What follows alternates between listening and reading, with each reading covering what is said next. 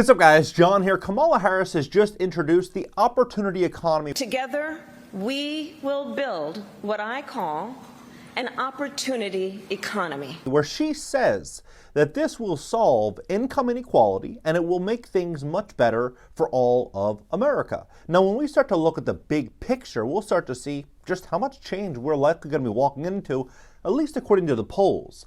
The polls say Kamala Harris is up right now. So if she does, in fact, win, this is what the new America will look like. First-time homebuyers will get a $25,000 check to go out there to buy their first home. My administration will provide first-time home buyers with $25,000 to help with the down payment on a new home. Parents will get a $6,000 tax credit for their newborns. We will provide $6,000 in tax relief to families during the first year of a child's life. Millions of borrowers will see their medical bills and student loan debt forgiven. In addition to this, price gouging will be illegal in grocery stores. Kamala Harris set to propose a federal ban on food and grocery price gouging. On top of that, late payment fees and insufficient funds fees will greatly change at banks. Credit card companies will see their authority with their fees get greatly reduced. In addition to all of this, likely changes coming around patents owned by small and medium and large-sized businesses. In addition to all of that, a very, very, very big change around housing, adding 3 million housing units. By the end of my first term, we will end America's housing shortage by building 3 million new homes and rentals. Now, I'm going to break this down and show you what all of this will look like and why I believe we're very likely going in this direction. I mean, look around the world. You'll see one thing very, very clearly. The last 4 years, every year has been a little bit closer to this. Whether it be eviction moratoriums, stimulus checks, whatever it may be, we're all moving in this direction. I'm going to break it down. I'm going to give you the facts to help you and position you for what I believe is going to be a different kind of America. Please hit the like button. When you hit the like button, YouTube will share this content dedicated to the people about what's going on in our economy. And if you'd like to fix your credit to position yourself for funding, I think we're walking into a major rug pull here. We'd love to help you. If you have late payments, medical bills, charge-offs, foreclosures, bankruptcies, repossessions, or any issue at all in your credit report, go to greatcreditfast.com. Click the link in the description just below this video, schedule a free call for tomorrow, and check out reviews on Trustpilot. Take a look at this. Harris outlines an opportunity economy centered around cutting food, housing, and family costs. Now, she also says forgive medical debt and continue student loan efforts. Even CNN came out yesterday saying Harris's plan to stop price gouging could create more problems than it solves. That's according to CNN, right? She goes on to say that Vice President Kamala Harris on Friday delivered an economic policy pitch aimed to appeal to the middle-class voters, by focusing on lowering the cost of food, housing, healthcare, and childcare. In a speech in Raleigh, North Carolina, the Democratic presidential nominee sketched a vision of what she described as an opportunity economy with the basic financial security at its core. Her plan would impose a federal ban on price gouging on groceries, enact a new $6,000 tax credit for families with newborn children, and give first-time buyers $25,000 in down payment support. Now, some people might say, look, this is a great thing. $25,000 first-time down payment. Now, let's look at the big picture here. Because as they talk about doing this, they're also talking about issuing a $3 trillion lifeline to homeowners so they can tap into their home equity. So you think about what this would mean. If you give a lot of home buyers $25,000, they drop interest rates, and then they put a $3 trillion pool of capital in the hands of property owners, what are they going to do? Well, they're going to go out there buying real estate. That's what they're going to do. They're going to pay off debt to buy real estate. You have all these buyers trying to buy real estate. What's going to happen? We're going to be walking into the greatest real estate bubble ever if this happens. Because you think about what this would also mean. Banks and financial institutions would likely, they would lighten up their lending standards. And why? Why would they lighten these standards? Because most buyers today, their debt-to-income ratio prices them out. They can't afford to buy. Even with a $25,000 check, it helps, but it doesn't change their income. And so what would that mean? Banks would need to lighten up these standards. People that shouldn't buy homes would be able to buy homes. And a lot of people that have a home that they think is worth $500,000, $600,000 that in reality in a free market wouldn't be worth that. Now they're able to tap into that equity. It's just going to form this major bubble. And in addition to all this, you think about Insurance and taxes continuing to rise, utility bills, the cost to maintain and manage property. It's not as cheap as it once was. Right? So a lot of these buyers and a lot of these homeowners could be walking into a very, very big problem because of all this. Letting Freddie Mac do this for home equity loans could start putting $1 trillion in consumers' wallets as soon as this summer and $2 trillion by the autumn. If fellow mortgage giant Fannie Mae and Ginnie Mac follow along, the potential stimulus could be $3 trillion. $3 trillion, all on the backs of secondary mortgages, the home equity lines of credit. Harris framed it as a stark contrast to the proposal put forward by a rival. Now look at this. So this came out, and this kind of just shows you where we're likely going to be going here if this all goes forward. This came out 5 years ago, right? 5 years ago. I will snatch their patent so that we will take over. And yes, we can do that. Think about that. Snatch their patent and we can take over, right? Many businesses, many companies, many entrepreneurs work very hard and go through years and years and years of labor-intensive, legal-intensive work to be able to build out a patent that's worth anything. And then they come forward and they just take that patent. What does that do to the value of that enterprise, right? Yes, we can do that. Yes, we can do that. It's the question is, do you have the will to do it? Yep. So this is where we're likely going to be going. I mean, you start to look at this big picture of what this is going to mean for every sector of the economy. She blasted the Republican nominee's support for sweeping tariffs on imported goods as the Trump tax, while accusing him of seeking to cut taxes on billionaires and corporations. I think that if you want to know someone who cares about, look who they fight for. While still in light on specific details, her plans have already garnered fierce criticism from Republicans. Well, I'm not sure it would just be Republicans. I think across the board, people look at how expensive the world is, and it doesn't take a rocket scientist to realize that you start making these radical changes, it's not going to be sustainable, at least not in the long term. We would see, I believe, a situation where a major bubble would form, it would bust, and then large corporations would step forward and acquire a lot of that distress. I mean, even a lot of the big insurance companies, a lot of the mainstream outlets said, in the next 5.5 years, that 40% of all single-family homes will be owned by corporations. So this would be an easy way for that to happen. Major bubbles form, it pops, people can't afford the houses, banks need to unload the inventory. Who do they sell it to?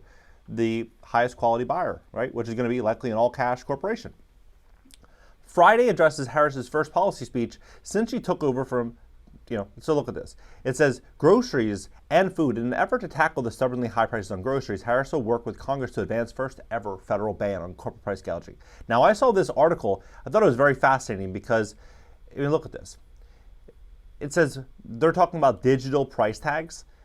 So consumers basically, they won't know what they're really buying until they get to the register.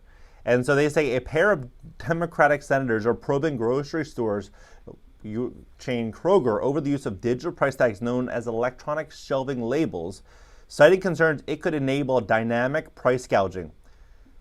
And so Elizabeth Warren wrote a letter to Kroger CEO Rodney McMullen seeking further information to better understand the justification for the risk of electronic shelving. They warn that dynamic pricing allows corporations to price gouge and suddenly raise the cost of goods without warning. So everything is going to be changing. Everything. Affordable housing and rent. Harris's plan would help cash-strapped renters by blocking data firms from hiking lease rates and preventing Wall Street investors from buying homes in bulk to resell them at a premium. Well, years ago, and I'm talking, a long time ago, this is 2018, she came out with something called the Rent Relief Act, and 2019. It was 2018 initially, and then she reintroduced it in 2019. And the Rent Relief Act would basically offer tax credits to renters who earned less than $100,000 a year and spent more than 30% of their income on rent, right? So you see the structural change when she's talking about affordable housing and rent. When you talk about adding 3 million housing units and how she's discussing doing this, is I know what homeownership means. It's more than a financial transaction. It's so much more than that. It's more than a house. Homeownership is what that means. It's a symbol of pride that comes with hard work. Then she says, ahead of Harris's speech, her campaign Thursday outlined a plan to boost housing supply, including tax incentives for builders to develop starter homes sold to first-time buyers, and expansion of existing tax incentives for developers to build rental housing, and a $40 billion federal fund to spur innovative housing construction. The campaign said the effort would create 3 million new housing units over the next 4 years. So if they're bringing 1 million units to market right now, we're at a 50-year high in apartment construction, 1 million units. You can go to Nashville, they have nearly 20,000 apartments vacant.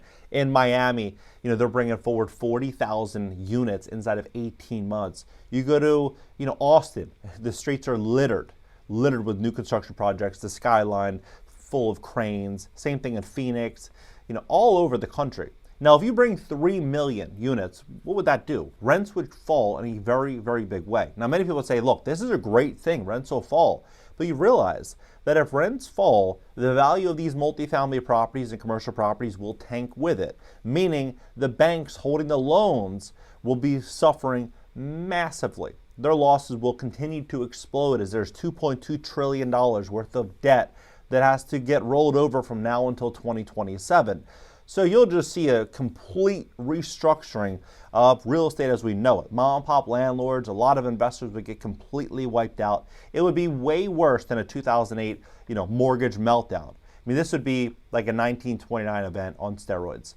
So, I mean, it would definitely be unreal to live through.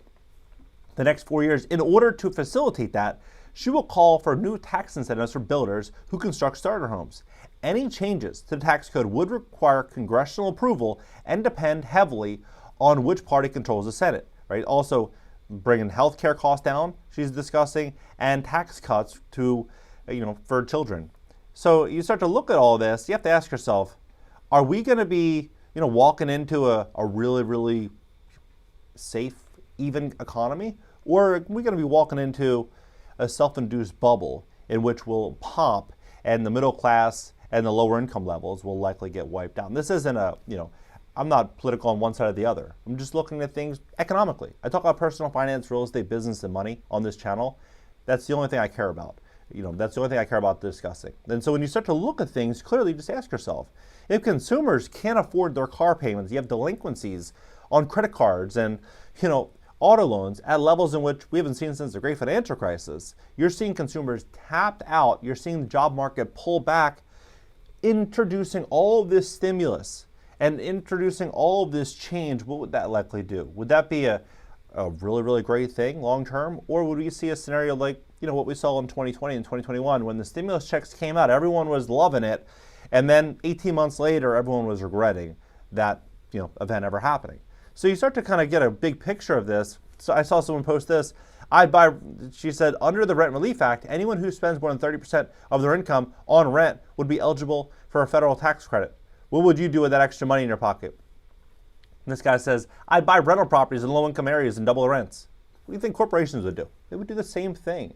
As all of this inventory gets, all of this inventory that's under construction, all of this development, all these development communities, all of this property, starts to get eroded in value, what would happen? It would just be a consolidation of properties. We would see companies owning 500,000 houses, 1 million houses. We would see this roll up of inventory.